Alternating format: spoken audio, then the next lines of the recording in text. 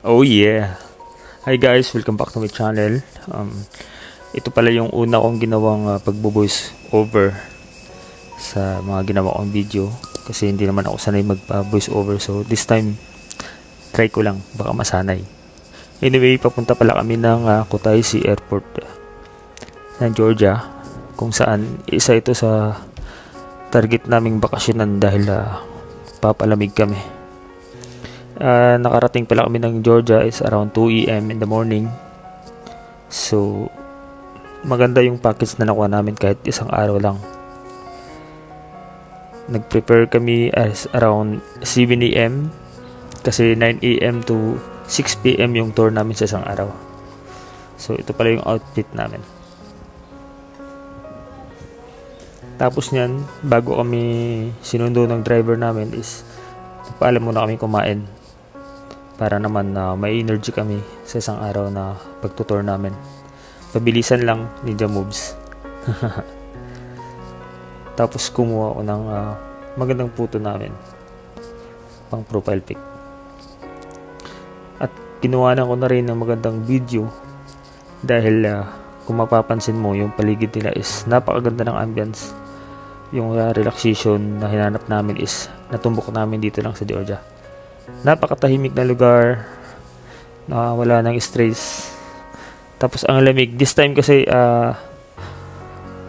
maswerte kami dahil nag-snow. Ito, nasundo na kami. Papunta na kami sa Gigoti Castle. Yun yung unang pupuntahan namin. So, happy watching lang guys. Sana ma-enjoy nyo yung short video na ginawa ko for this time.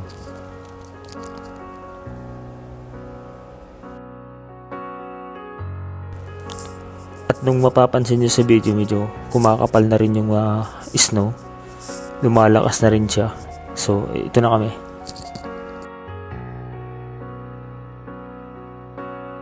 Isa din to sa isang pinapuntahan ng mga tourists. So, na-enjoy namin kasi itong time na to medyo makapal na yung snow. So, for the first time, yun. Diba? Nakatapak na kami na may snow. Maya-maya yan, lalakas na yung snow kasi during that time pasimula pa lang siya. At saka napakaganda nung pagdating namin dahil sinalubong kami ng dalawang aso. Yung natatakot ka pero alam mo yung no choice ka kasi pag tumakbo mas baka siyempre baka habulin ka ng aso. Tsaka yung nakakita kami ng horse. Hi horse, how are you? Patuloy ulit kumuha ng video para maganda yung memory namin. Ito pala yung pinakabatang tourist guide na kilala namin doon, si Gabriel. Isa din siyang Catholic guy kasi most of the Georgian is nasa 85% daw sila doon na Christian. So ito na kami, papasok pa lang kami para magbayad. Kumbaga ito yung entrance nila. Kailangan mo magbayad dito ng ticket na around 5 lang. So napakamura. Ayun. Pero guys, for information pala sa mga bago lang maka-experience ng snow. So pag nasa tiles pala kayo, ingat na nga kasi medyo madulas. Pero this time nasa labas kami, so okay lang, walang problema. Hindi kami madulas dito. So yun, pinaliwanag na sa amin lahat. Yun, mga discussion. Mabait na bata.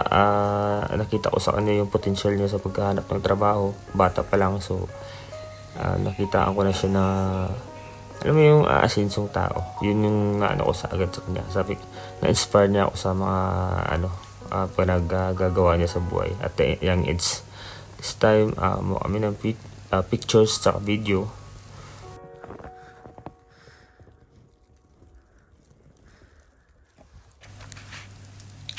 Nag-enjoy kami dito kasi this is the first time na naranasan namin talaga yung snow.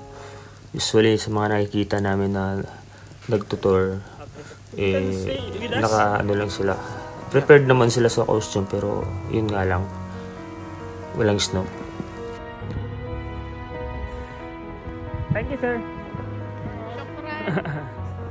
Ano na mag-Arabic? Ayaw. Hindi lang ba yung Arabic? Babayaran ka sa yung mga fans. So he said the tickets did not need any checking, so here.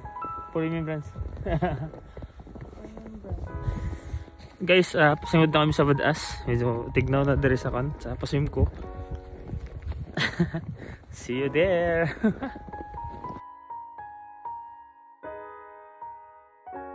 Dito naman, papunta na kami sa museum. Kumbaga, malapit lang siya. Kaya makita nyo sa video, naglakad lang kami. Museum siya ng Georgian history. So, ayun, papasok lang kami. May mga part na madulas. Kagaya ng nabanggit ko kanina, yung tiles. Kasi pag yung tiles nalagyan ng yellow yan, kahit anong gamit mong shoes, madulas talaga. Slippery. So, patuloy ko na yung pagbo-voice over ko. Kahit for this is my first time pala gumawa ng video, nagbo-voice over ako. Kasi hindi ako sanay na nagsasalita while nagbi-video. Kasi hindi maiwasan yung magkakamali ka, lalo pa hindi mo pa alam yung isang lugar. Ngayon nakikinig lang ako dun sa tour guide namin sa mga sinasabi niya. Yun, nakita niyo yung mga hero nila sa museum. Hindi isa-isa namin. Yun. Pinakita sa amin dito yung mga hero nila.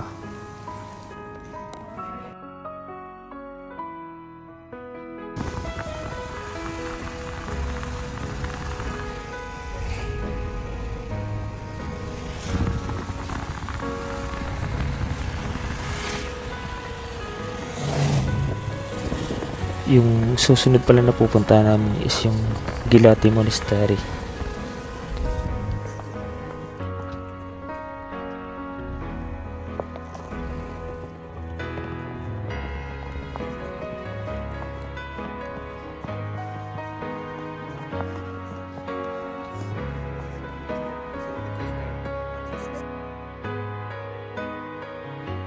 Ipapasok pa lang kami.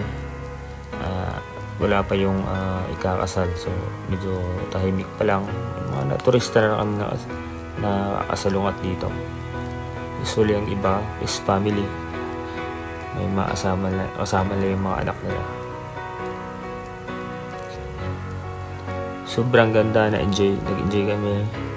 Hindi namin expect na ganito talaga ma-experience namin sa Georgia. Yun.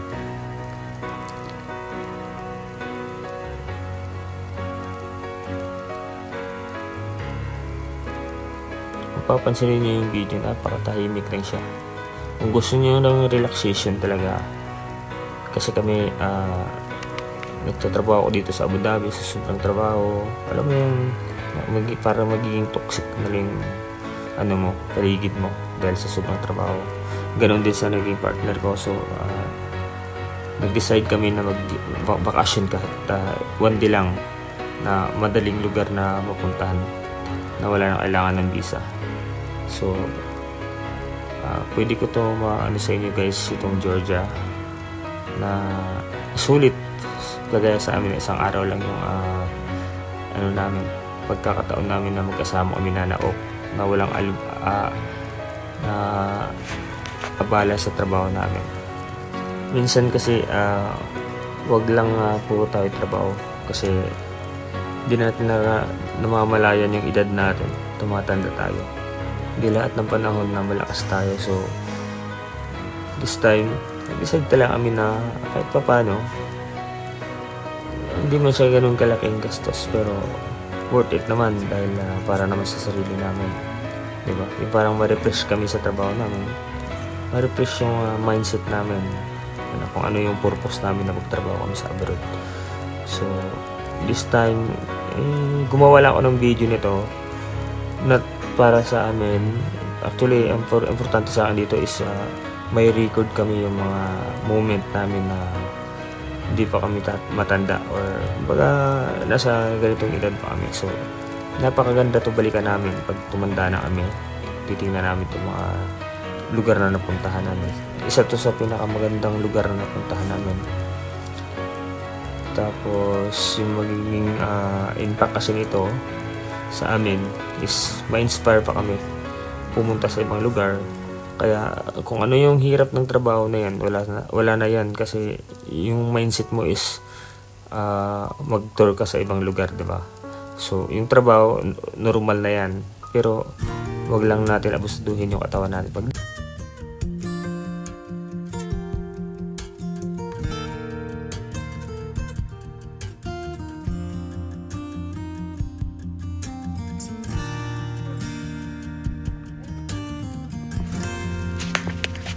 Pero bago kami alis guys, gumawa lang ako ng trademark na sa video na to. Kumbaga sinulat ko yung trademark namin as Nyarel.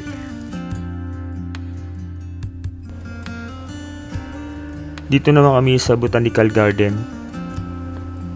Medyo hindi lang namin na-appreciate yung ganda ng garden nila dahil yung pumunta kami, di pa mag-snow. So mas maganda daw to puntahan, pasyalan kung yung like summer season, kasi mamumuluktak talaga yung mga bulaklak dito. Kaya kumuha na lang kami ng photos, at saka nagkataon na nakakita kami ng Georgian shepherd doon, pero hindi kami masyado lumapit dahil sabi ng tour guide namin medyo delikado yung aso. So yun, pasyal kami, tingin kami ng mga bulaklak.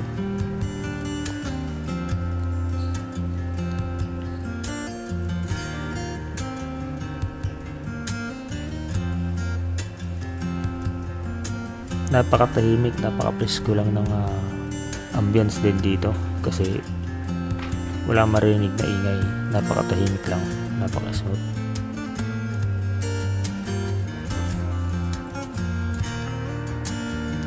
Yan, kuha lang kami mga galang photos.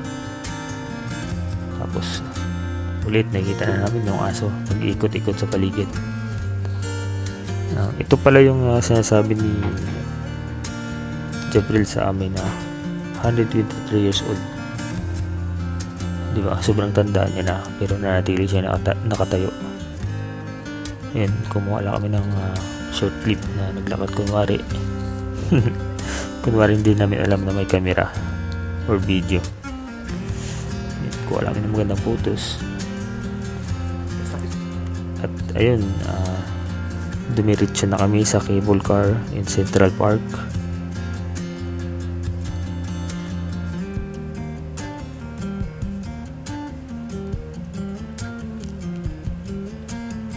Dito pala medyo sa gitna ng bridge nila, medyo ingat tayo dito dahil may design dito na glass. So pag snow kasi, yun yung mga iiwasan natin, lalo na madulas talaga kahit anong gamit na sapatos na gagamitin natin.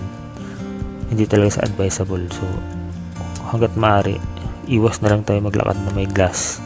So mapapansin niyo sa video natin, yung mga torres is nasa gilid lang sila, kasi yung gilid na yan is steel na yan, so medyo hindi siya talaga slippery. At makikita niyo sa video, ito yung sinatabi nilang white lake, kasi yung mga bato is puti. Hindi lang natin maano dahil nag-snow. So at least isa din to sa napuntahan namin bago kami mag-proceed doon sa may cable car. Kumuha lang kami ng magandang photos. At dito nga, nakasakay na kami ng cable car. Yung bayad pala dito is nasa 3 gel lang. Kumbaga 1 way lang yung binayaran namin, kasi nasa taas na yung driver namin. Susunduin na kami. Ang ganda rin nung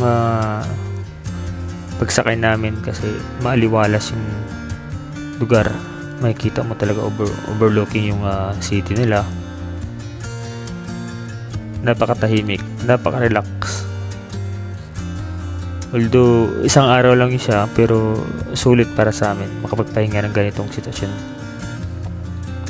Dito pala guys yung sinasabi nilang mini forest. Yan. Dito hindi na kami nakapag-take ng photo dahil na-miss ako sa lugar nila, dahil na-imagine ko na lang na kung hindi lang siguro nag-snow, siguro marami ng bata dito, marami ng mga pamilya dito na pumasyal. Kasi pansin nyo naman, kahit nag-snow, di ba, So in-enjoy namin lahat ng bawat minuto. Habang kumuha ako ng video, yung mata ko nakatingin sa malayo. Kumuha din kami ng mga magagandang photo namin. Magiging popost namin sa Facebook account namin. So dahil nga bata pa yung nakuha naming tour guide, so hindi kami naiilang, at magaling din siya mag-English. At yun guys, medyo nagutom na kami. Dumiretso na kami sa San Apero Restaurant and Bar. Ayun, kumain na kami. Sinabi namin yung driver. Sobrang bait nila. Yun, kumuha kami ng photo lahat. At nagkataon pala na may nag-birthday. So naranasan namin kung paano sila mag-celebrate. Ang nakakatuwa nga dahil kasama nila pala yung teacher nila. Nag-perform sila ng kanta bago sila patuloy sa party. At andito na kami sa last na pupuntahan namin, yung Bagrati Cathedral. Yun, ganda rin tong lugar na to. Napakatahimik din siya, although maraming tao din, may mga tao din sa loob. Yun, nakapagdasal din kami. Sinamantala namin yung pagkakataon na malaking papasalamat namin during this time, dahil nga hindi namin expect na ganito pala kaganda doon. Napaka-relax, napakatahimik.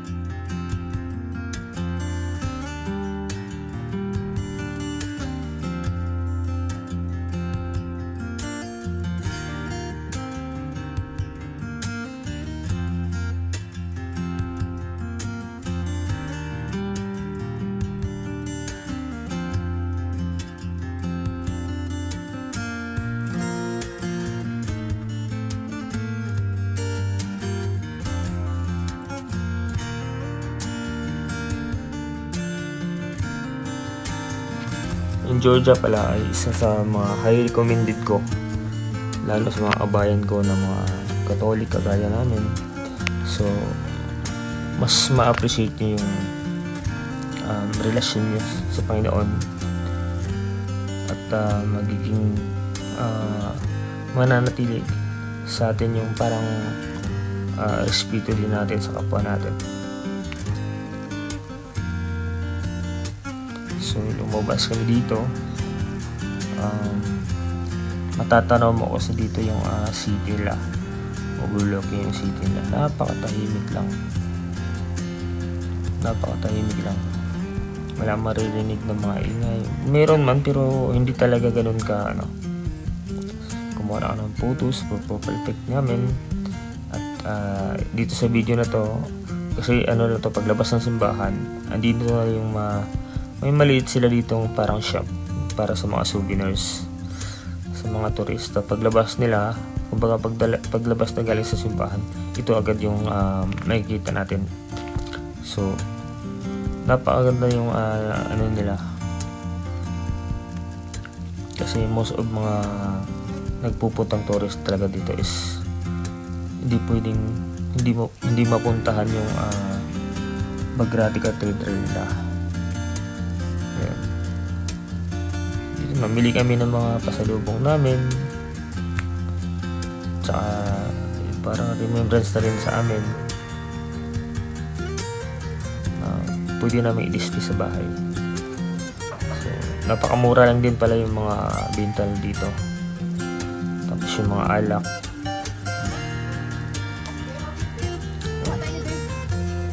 Mag-enjoy kami. At this time, ayun, hinatid na kami. Nagpa-diretso na kami sa airport kasi nga one day lang, diba? So mahirap na yung ma-delay. So this time pala nagsisimula na ulit yung snow. So swerte kami dahil papasimula pa lang siya, kasi mahirap na mag-travel na mag-snow. Pero yun nga, nakarating kami sa airport na safe kami. At sana guys mag-enjoy kayo sa video namin at ma-inspire din kayo na one day or 2 to 3 days na vacation nyo, isa to sa pwede nyong puntahan.